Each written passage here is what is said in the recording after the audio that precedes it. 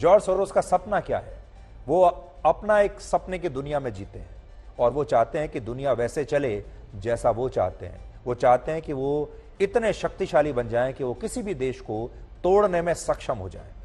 इससे भी ज्यादा खतरनाक बात यह है कि भारत में इस एनजीओ का कनेक्शन पीएफआई जैसे इस्लामिक कट्टरपंथी संगठन से है, अर्बन नक्सल से है, क्रिश्चियन मिशनरीज से है, ऐसे पत्रकारों और बुद्धिजीवियों से भी है जिन्हें भारत का लोकतंत्र हमेशा खतरे में दिखाई देता है, जिन्हें भारत का संविधान हमेशा खतरे में दिखाई देता है, जो कोविड के समय भारत के खिलाफ काम करते हैं, जिन्हें भारत में बनी कोविड की वैक्सीन पर कभी विश्वास नहीं होता, जिन्हें रफाल पर विश्वास नहीं होता, जिन्हें भारत की किसी चीज पर विश्वास नहीं होता। आपने देखा होगा हमारे देश में एक वर्ग है, हम अक्सर उसे टुकड़े टुकड़े गैंग कहते हैं।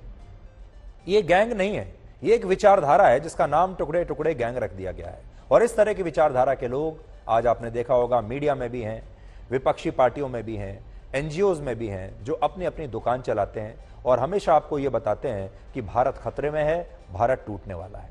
सबसे बड़ी बात यह है कि जॉर्ज सोरोस के इस एनजीओ के तार कांग्रेस पार्टी से भी जुड़े हुए हैं। अब आपको समझ में आया होगा कि जॉर्ज सोरोस की भाषा और कांग्रेस पार्टी की भाषा एक जैसी क्यों आपके कानों को सुनाई दे रही है।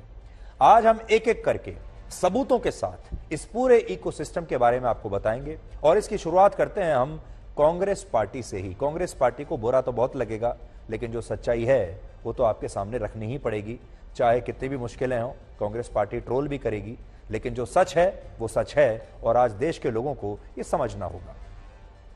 अब ध्यान से सुनिए।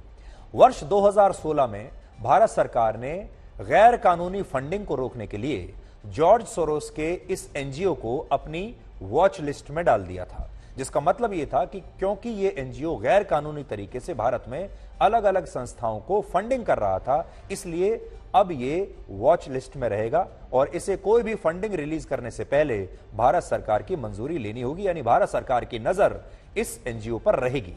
और यह एनजीओ आज भी इस वॉच लिस्ट में है और इस एनजीओ पर भारत को अस्थिर करने के गंभीर आरोप लग रहे हैं।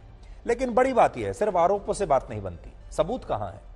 अब बड़ी बात यह है, आज जब हम इस एनजीओ की वेबसाइट पर गए, जो कि आप भी जा सकते हैं अगर चाहें, तो हमें पता चला कि सलील शेट्टी नाम का एक व्यक्ति इसी एनजीओ का वाइस प्रेसिडेंट है।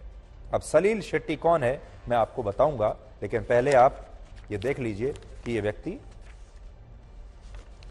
इस एनजीओ का वाइस प्रेसिडेंट है और यह वही व्यक्ति है जो 11 अक्टूबर 2022 को राहुल गांधी की भारत जोड़ो यात्रा में उनके साथ शामिल था।